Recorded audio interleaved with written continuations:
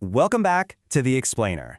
We're diving into something today that is absolutely everywhere. We're talking about the second most widely consumed beverage on the entire planet, right behind water. Yeah, we're talking about tea.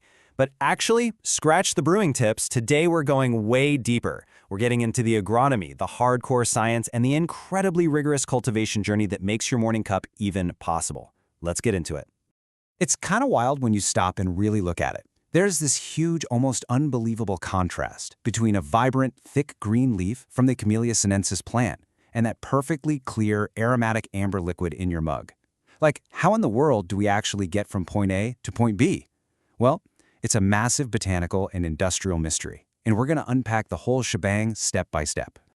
But first, just to put the sheer scale of this into perspective, let's look at Sri Lanka, an absolute global powerhouse when it comes to tea. In 2021 alone, this single crop poured a staggering $1.3 billion into their economy. That is literally 2% of their entire GDP. Over 1 million Sri Lankans rely on this industry directly or indirectly, making the country the third biggest producer globally.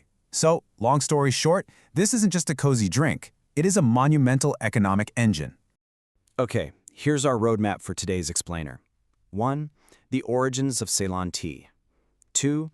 The perfect tea environment. 3. From nursery to plantation. 4. Shaping the tea bush. 5. The art of plucking. And 6. Processing, leaf to cup. Section 1. The origins of Ceylon tea, rooted in history. To understand where we are, we've got to step back into the 19th century for a second. The year is 1867, and a guy named James Taylor effectively births the entire Ceylon tea industry. And he didn't do it with some massive, sprawling corporate farm either. Nope, he started the very first commercial tea plantation on a highly modest 19-acre patch of land at Luli Kondera in Kandy. 1867. The birth of an industry. From James Taylor's original 19 acres in Kandy, the idea basically spread like wildfire.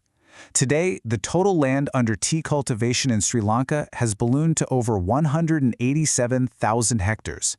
It cascaded from the central upcountry regions all the way down to the mid and low country areas, building an industry that now commands a massive 19% of the global export demand.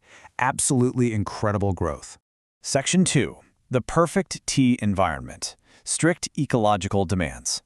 So here's the thing about Camellia sinensis. It is super picky. You can't just toss it in the dirt anywhere and hope for the best. It has non-negotiable demands. The biggest climatic factor? Rain. And lots of it. We're talking an ideal 2,500 to 3,000 millimeters annually. And it has to be well distributed. Then the temperature needs to sit right in that Goldilocks zone of 18 to 25 degrees Celsius. And the soil has to be acidic, specifically hitting a tight pH sweet spot of 4.5 to 5.5. Without this exact trifecta, the plant just flat out won't thrive. And speaking of that soil, it can't just be acidic. It has to be deep, permeable, and incredibly well-drained. In Sri Lanka, the magic dirt that perfectly fits this bill is called red-yellow podosylic soil. These young plants rely entirely on this deep foundation to build strong, stable root systems so they can actually survive all that intense tropical rainfall without just drowning in the mud. Section 3. From nursery to plantation. Birthing the bush. All right, let's talk about the highly technical phase of actually creating a new plant. Farmers basically face a major choice: seeds or clones. Historically, people use seeds, but they are just way too genetically unpredictable. If you use seedlings, you might find that 40% of your bushes are doing 80% of the work, which is terribly inefficient. That's exactly why clonal propagation is the winner. By taking a vegetative cutting from one single superstar mother plant, farmers guarantee genetic uniformity, vigorous growth, and, most importantly, highly predictable, stellar yields. The nursery phase is honestly like a botanical boot camp for these delicate clones. First, they string up coir matting to give them uniform shade and lock in humidity. Second, it's non-stop hydration, up to 3 times a day. Third, workers have to meticulously dibble the soil surface to remove moss, because moss forms a hard crust that literally blocks water and fertilizer from getting to the roots. And finally, they do what's called hardening off, gradually exposing the plants to harsh, direct sunlight to toughen them up before they face the real world of the plantation field. Section 4. Shaping the tea bush, Field Management. Out in the open field, human ingenuity really takes over. See, naturally, a tea plant wants to grow up into a tall tree, but harvesters need a wide, flat top, a plucking table. So farmers use this brilliant technique called bringing in to bearing. They literally bend the young, flexible branches down at a 45-degree angle and peg them straight to the ground.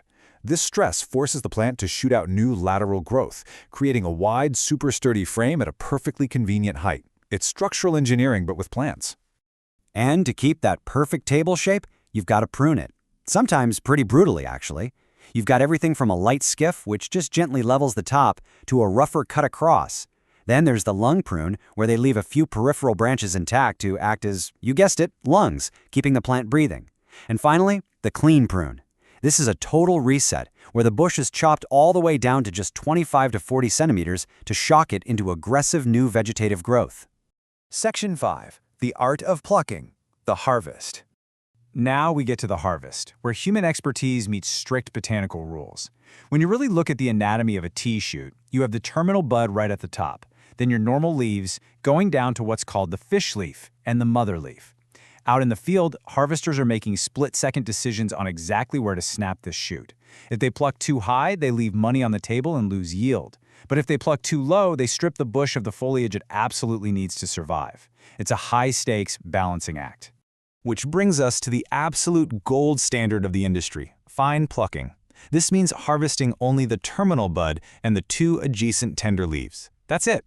By enforcing this strict rule, plantations are making a very calculated sacrifice. They are literally throwing away overall volume and weight just to guarantee a superior premium flavor.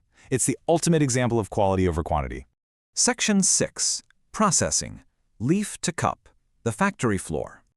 All right, the moment we've been building up to, we're leaving the sunlit fields and stepping into the highly controlled biochemical environment of the tea factory. Once inside, tea basically faces a fork in the road. There's the industrial CTC method, crush, tear, and curl, which is mostly for quick, mass-market tea bags. But check out Sri Lanka's dedication here. 90% of their tea goes through orthodox manufacture. This is a meticulous, traditional process designed entirely to preserve the distinct, seasonal flavors that make Ceylon tea so famous worldwide. Let's quickly unpack the chemical magic happening on the factory floor. First up, withering uses airflow to suck the moisture right out of the leaf. Then comes rolling. This is the game changer. Rolling physically crushes the cellular walls of the leaf, releasing separated enzymes and exposing them to oxygen. This sparks fermentation, where the oxidation of polyphenols develops that deep, rich color and iconic taste of black tea. Once it's perfect, drying blasts it with odorless hot air, freezing the chemical reaction instantly and locking the moisture at exactly 3%. Finally, it's graded by size.